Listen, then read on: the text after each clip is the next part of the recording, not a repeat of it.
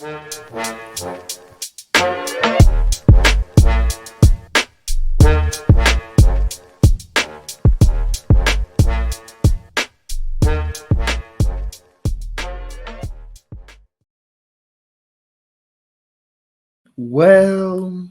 well, well.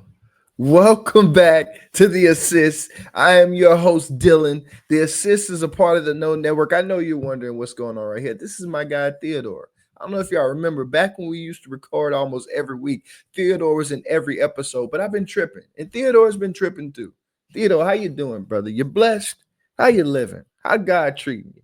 You're living good on my desk over here. I'm gonna put you back where you belong. I just wanted to make sure the people knew that you were still in the building. Back to what I was saying. The Assist is part of the No Network, where we desire to bring you closer to all Gulf Coast sports going on within the area. If you're a Tulane Roll Wave fan, welcome home. If you're an LSU Tiger, hold that Tiger, hold that Tiger. We're going to the national championship this year.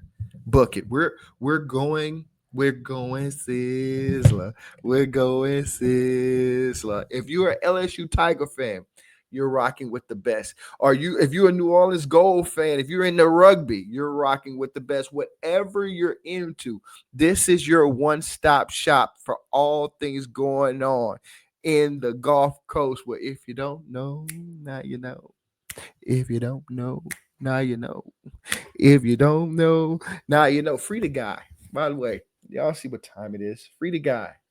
My guy deserves a chance. Free my guy MT. I'm standing on business. You dig me?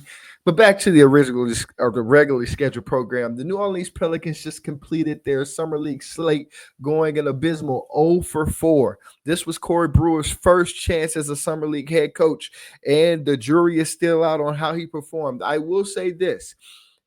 In watching this team play, I have to be brutally honest, if not just a little stringent. You know me, I'm usually the optimistic guy. I usually love to bring some type of positivity, but this might have been the most abysmal form of basketball I've ever seen played. And I've seen people speaking on social media saying, well, you got to understand what Summer League is for. I get it. I get it. Summer League is for guys who don't have contracts to get an opportunity. If it not be in the NBA and the G League, or if it not be the G League and one of the international leagues, I understand the assignment. People are trying to provide for their families. I get that. And simultaneously, you got these young upstart rookies who are coming into the league who are trying to show the league that, hey, I'm on time right now. Respect the technique. I am here and I didn't come to back anybody up. I came to be that guy. And so you got two different things happening all at once. You've got the rookies trying to show that they belong, and you've got these guys without contracts who are trying to get along to be in the league. I get it. But at the same token, there has to be some sense of nuance within the game where you get to the conclusion or the understanding that at the essence of it all, the beauty that makes basketball is the rhythm of the game, right? Sometimes the rhythm calls for you to go downhill and score every time. Sometimes it calls for you to swing the rock. Sometimes it calls for you to be a post heavy team. Sometimes it calls for you to be a 3-point heavy team. Sometimes it calls for different assets of the game to make themselves present. I really felt as though watching this iteration of the Summer League Pelicans, it felt as though the mentality was always get the ball, is my time to shine. And that's just my old man. I guess I'm just an ancient guy at heart that loves to see some ball movement. And honestly, the great teams, OKC, who we played on our last game, they're 4-0, moved the ball beautifully. I think I heard some crazy report from Byron Scott on the call. Not Byron Scott, Isaiah Thomas. My apologies, IT. Respect the legend. That's no disrespect to Byron Scott either. No disrespect. Guy was that guy with the Lakers. But there's levels to this. Different conversation for a different day. But I think I heard IT say on the call that the Pelicans had, I think he said 30 assists in the entirety of the summer league, and OKC had 26 assists in that one game. OKC was 4-0. And OKC had players who were without contracts that probably are going to be making big money now because of their play in the summer league, and particularly young blood. I see you. You was hooping, my boy. You was hooping. I see you. You on time. But I say all that to say I didn't really see that from the New Orleans Pelicans. And obviously, everything starts and flows from the floor general. And that brings us to the rookies. What did they look like? We'll start off with Jeremiah Fierce, aka Zero Fierce, aka the guy, aka the future.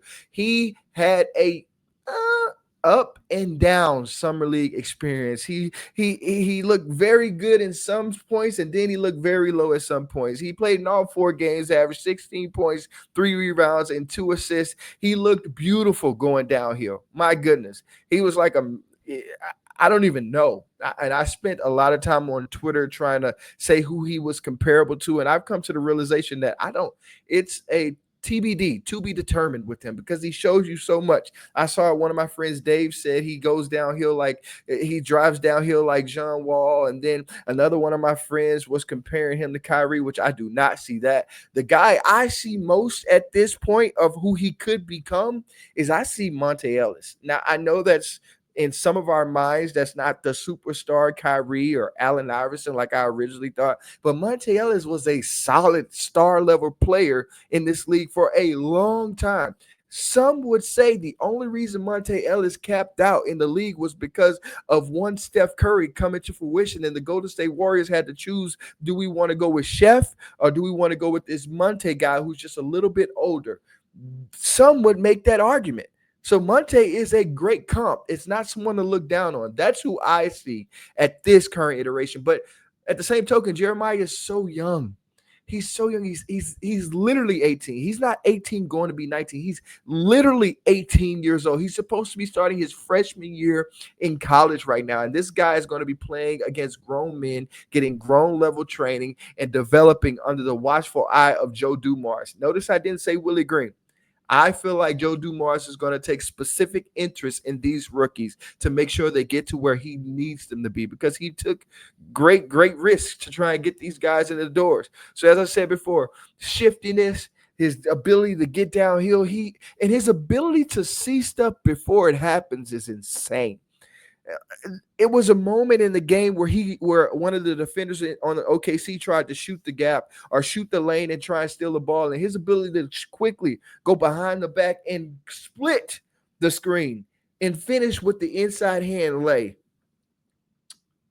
What's that Michelle Obama meme where she goes like this? That's literally what I felt like watching him play majority of the time. There's really no one on the floor that could stop him from going downhill. Anytime he got on the floor and went downhill, he got to where he wanted to get to. The issue was his finishing was down bad at the beginning of the summer league. He looked off a little bit, but once he got himself going, he got a rhythm, and he came to a culmination in game 4 when he averaged 20, when he scored 22 points, had 6 rebounds and 6 assists against OKC. It was a beautiful brand of basketball. Now, he leaves much to be desired from the shooting end of the floor. 39% field goal percentage, it won't do it. That won't cut it. Everyone knows that you want your guards to be, from a field goal percentage, you want them to be at lowest high 40s. That's the lowest, and that's a volume shooter. That's not a 5, 6, 7 shot a game shooter. That's a 15. That's a DeMar DeRozan. I live on in inside the arc, or a Brandon Ingram. That's that guy that you want shooting that number from the field. And then he shot 17% from the 3-point line. His mechanics look good. I'm trying to figure it out. His mechanics look good up top, but it's like his base is off. I don't know. And I'm trying to figure it out. I don't think he's a 17% three-point shooter. It's just something just wasn't clicking. I don't know. A lot of times he looked rushed. A lot of times he looked off balance. A lot of times he looked like he was just going off of pure vibes on his 3-point shots. A lot of 3-point shots he took were horrible shots. So I wouldn't look that much into that percentage, because I really believe he's a better 3-point shooter than he showed us in this summer league iteration of him. That to me is the downsides of his, is that, and obviously he averaged 5 turnovers a game. He's a turnover machine, but what do you expect, guys? Come on.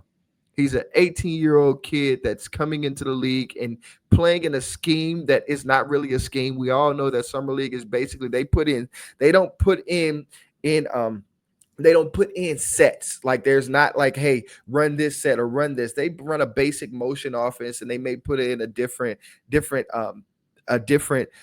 mix of emotion, or they might run a certain action. They may run certain actions. That's what I meant to say. They may run an action, but they're not running sets out there. They may got two or three out of bounds plays, and then they may write some up on the sideline just to get a quick score. But it's not rhythmic because they don't have that much time with these guys, and most of these guys won't be making the roster. So why would I invest so much time into guys that I don't know are going to stay around? So I don't chalk I don't put as much weight on Jeremiah Fears turnovers because again, he was drafted and then a few weeks later dropped on a team with a bunch of other guys who are trying to make their name and trying to provide for their families and simultaneously proved that he deserved to be the number 7 pick.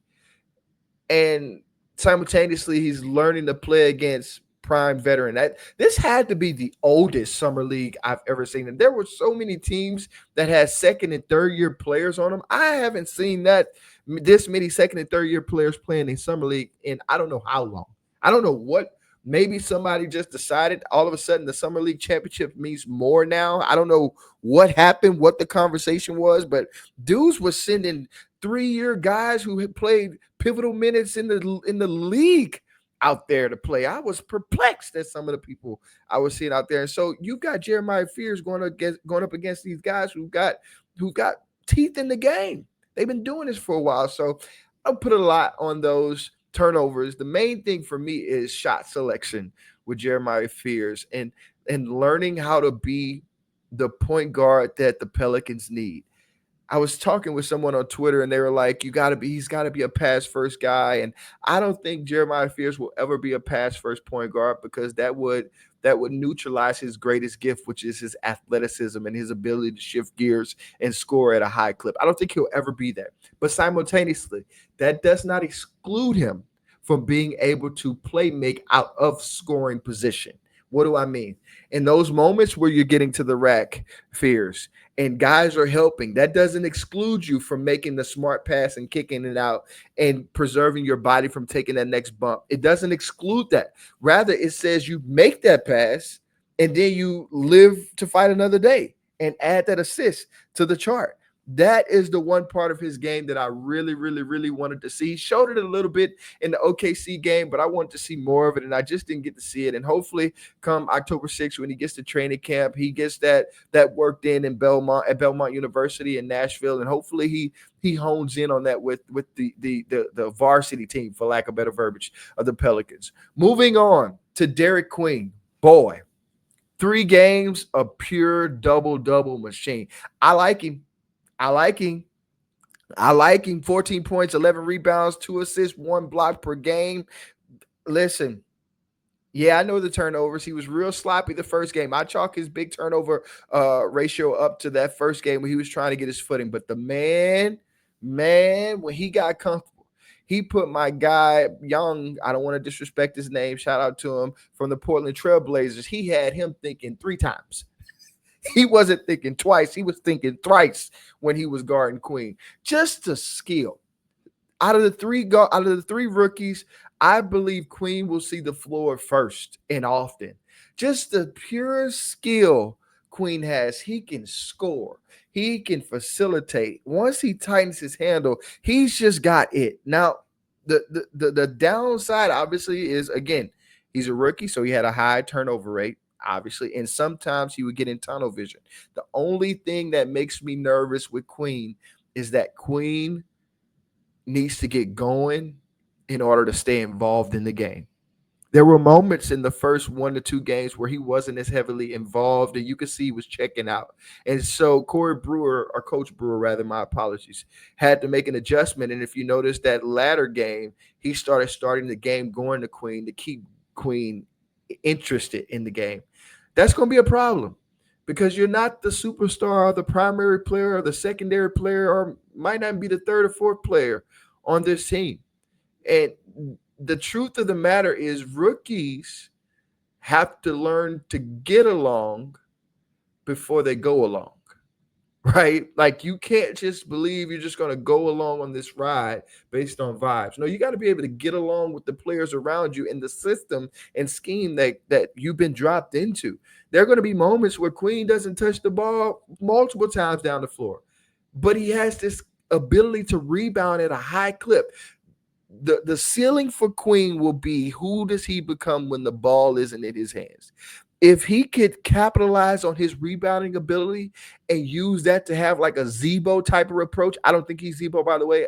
I honestly, and this is not a disrespect to Mr. Grind City, this is not a disrespect to him, but I think he's more skilled than Zebo. Zebo was a bull in the china cabinet with touch like a feather. This man has handles, can see the floor, he can do a lot. He's a guard caught in a big body, in my humble opinion.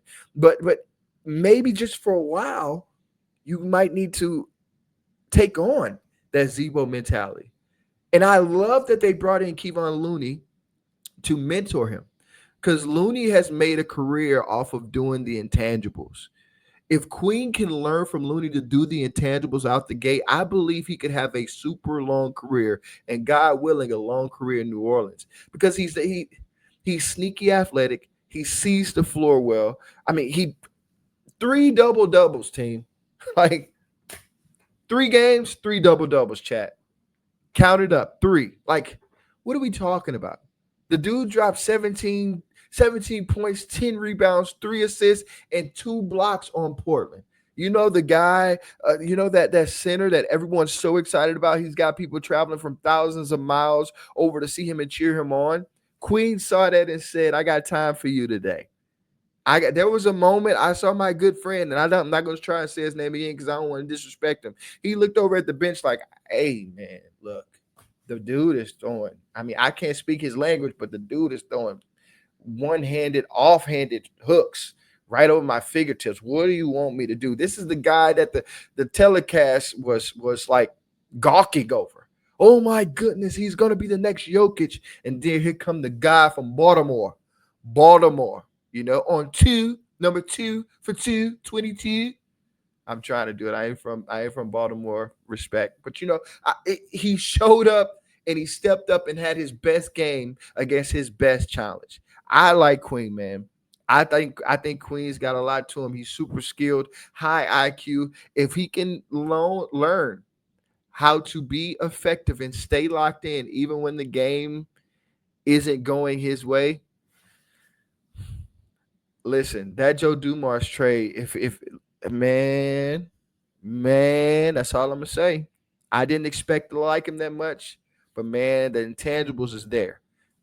Just the ability to fill out the game and see the flow and rhythm and the confidence and the swagger and the touch and that he has that slow-mo Kyle Anderson in him where he takes that one step and then he holds the other foot in the air and waits to drop it down, and while you're coming down, he's shooting. He's just got it, man. He's got it. The cat's got it. My hope for you, Queen, my prayer for you, my brother, is that you learn and develop and mature and understand that sometimes you don't need the rock to be the guy. I really believe, if somebody could cut this part out and send this to Derik Queen. Derik Queen, I really believe in my heart of hearts that off rip, out the gate, you could be a double-double guy. Off rip. I don't see too many cats standing in front of you, personally, because no disrespect to Missy and no disrespect to Looney, no disrespect. If the 3 are lined up and you ask me who's the most talented, it's you, bro. It's you. It's you. Now, does Missy fit Zion better right now? Yeah, 100%. 100%. But I saw you go 50% from 3. Yes, you only took 2, but still, 50% is 50%. 50% is 50%. So that means you have that ability to stretch the floor. I watched you and shoot around, go split at, it's there. So the mentality won't be what you do when you're on the floor. It's going to be, do you do the little things to get on the floor? The world is yours, Queen, man. I love it. I love it. What's that song? I like it. I love it. I want more of it. Little country music for you folks. The last rookie we're going to talk about is Micah Peavy. Had 2 games. He got hurt early, little ankle injury took him out, but he averaged 6 points, 4 rebounds, 2.5 steals, shot 46% from the field, 33 from three. Micah Peavy was a defensive savant. 2.5 steals per game is not something to just to shush away. Peavy's going to have a long career. He gives me Josh Hart vibes. He just does all the little things and he works really hard and he will fit it. And he's super confident and assured of himself. That's something that you can't teach. And that comes with age. I mean, when he's been doing this for as long as he's done this, I really believe his game will translate. Out of the three, who do I think will spend the most time in Birmingham to start out? Him, because of the reality of him being a second round pick. But I don't think it'll be long. I think he'll spend the most time there because of. I take that back. I think Fears may spend I don't know, man. I can't say that. I don't know who's going to spend the most time in Birmingham because all these guys, well, obviously you got an injury at the point guard spot with DeJounte Murray. You got Jose and Poole there, so you're probably going to keep Fears up for that unless you're going to commit to point Zion, which I don't see the Pelicans doing. From a post standpoint, I mean, you could send Queen to the G, but I don't see. I mean, I think you start the year out with Queen in New Orleans just to see. And then if he hits one of those downspouts, if Fierce hits one of those downspouts as well, then you send him there. PV, I mean, he does the little things, man. He's not like he's a defensive first guy. He knows what it takes to get on the floor. And I love his game. I mean, it was only 2 games, but I loved what I saw from him. The defensive intentionality, the talking, the leadership, the IQ, the defensive IQ is what I love most about PV. If you go back and watch the film, you can see him calling things out that he was saying, not just from his guy, but from the other guys going around. He was kind of like linebacker or Mike, if you football, he was kind of like the Mike of the defense. The Mike is the guy who calls out the defense and things of that nature, calls out the coverage, blah, blah, blah. Football season is coming. LSU to the chip. Saints gonna shock the world. Disclaimer alert. But PV was definitely playing that route or that role of the defense. I think he's got a bright future. It's always hard with second round picks because they have to be good so fast. And it's sad, that you have to come in and solidify and carve out your role right away or you'll be thrown out. And so I really feel like because of his age and his skill set and what he does great, Willie's going to love him because he's a dog and Willie doesn't care what round you're drafted in. If you match what he likes most, he's going to play you. And obviously we know he's got this affinity for defense. So he's going to get a shot.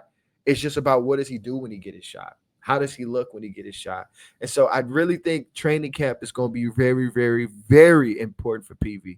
I really believe that'll be where it is decided if he's going to Birmingham or staying in New Orleans, because I wouldn't be shocked if he doesn't. I mean, he does the little things well. He can play with any person. He's shot at a respectable 33% from 3. I mean, it's not astronomically amazing, but it's respectable. And we saw what he did in Georgetown. So you got to wonder if this trajectory is still going in the right direction. So I like PV, man. I don't know if I could for sure say I could see him in Birmingham. I don't know, but I'm intrigued to see what they do with him. Other guys that I watched during the Summer League, I watched Eve Massey. Eve was trying to do a lot of ball handling things. Don't know how I feel about it. There were some highlight moments where he broke the guys down at the top of the key, went and got the N1, but then there were other abysmal moments where he would cross over an air ball, a mid-range jumper. I don't know. I don't think, for my 2 cents, I don't think Eve Massey's money is going to be made by crossing people over and shooting middies. I think Eve Massey might need to be reminded that Tyson Chandler made a whole lot of money without shooting mini jumpers. Even if you don't want to go to Tyson Chandler route because he's not that. Clint Capella is making a whole lot of money by shooting 0 jumpers. I get that you're young and you're raw and you still want to maximize your potential and talent.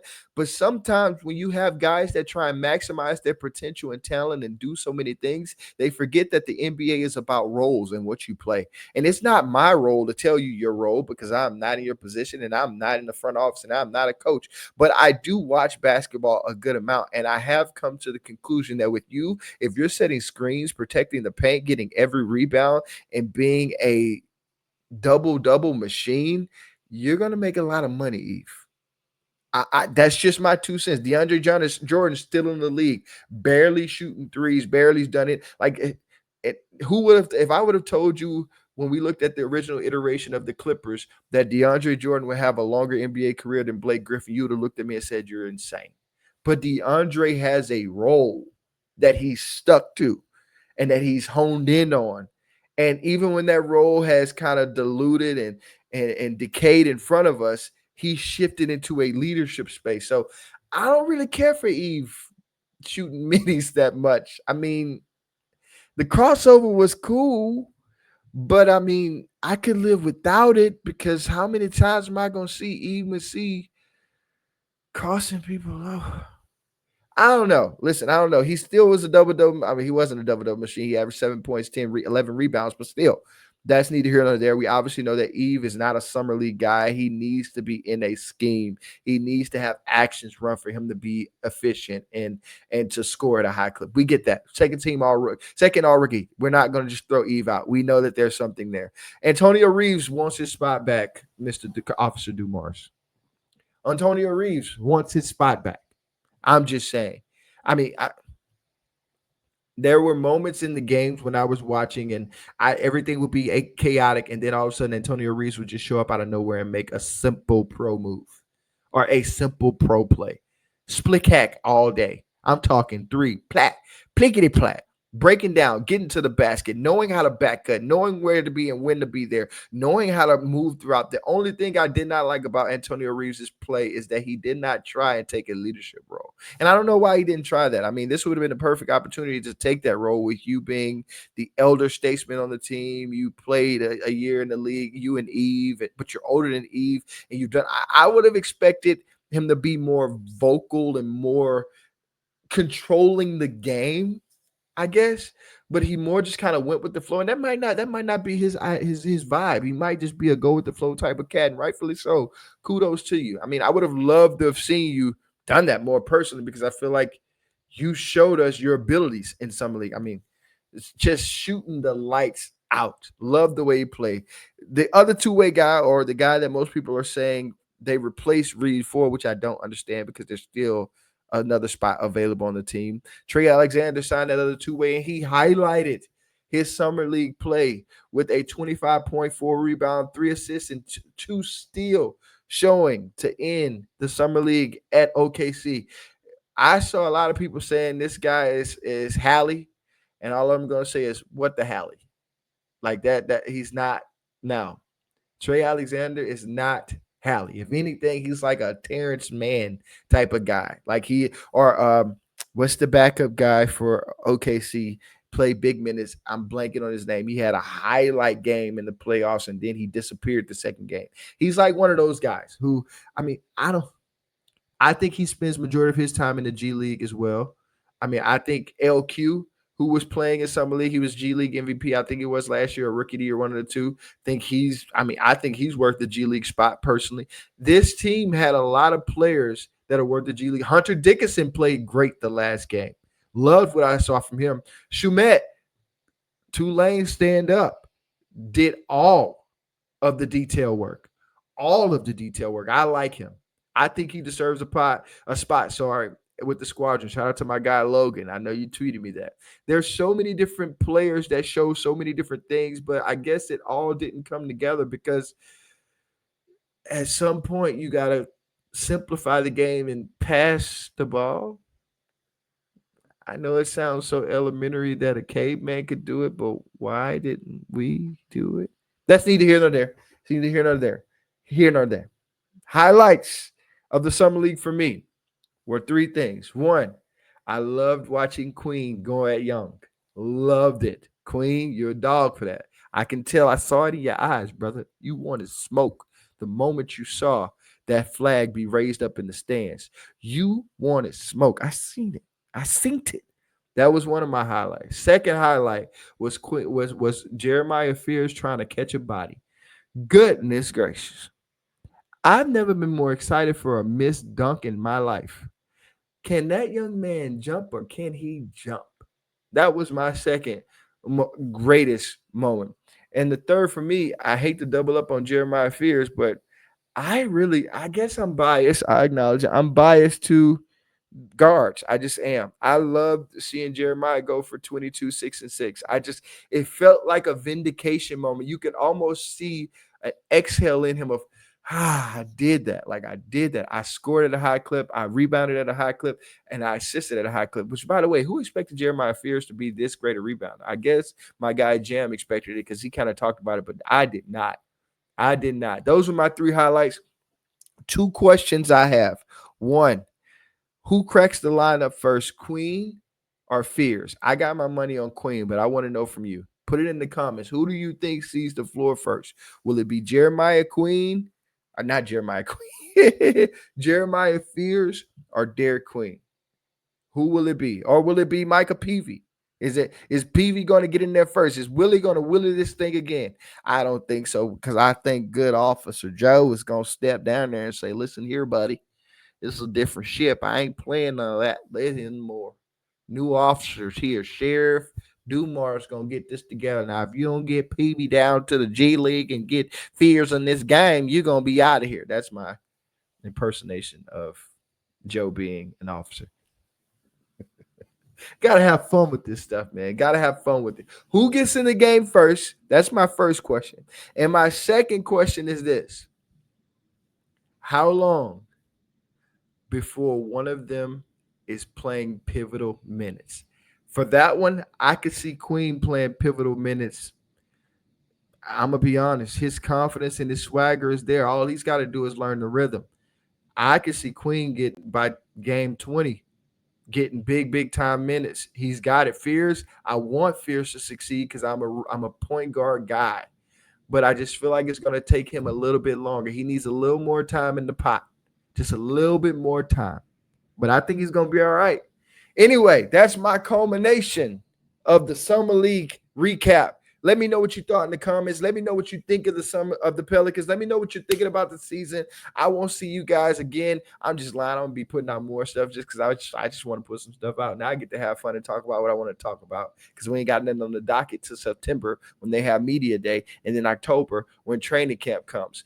But I am excited about this season because I really believe we're going to see the best iteration of Zion. Yes, I do say that every summer. Yes, I am seeing the counselor about it. And yes, I really believe Trey Murphy's going to be that guy and he's going to take another step. Herb will be healthy. Don't sleep on Jordan Poole's presence. Split hack alert. And then you got Looney, 2 champs on the team. And don't forget about Sadiq Bey, my girl for Lauren's favorite basketball player in the Pelicans uniform. That's a joke. I know it's TM3. Love y'all. Don't forget to hit that subscribe button. Peace. God bless. I'm praying for you always. And if you don't know, Theodore, what you said to him, now you know.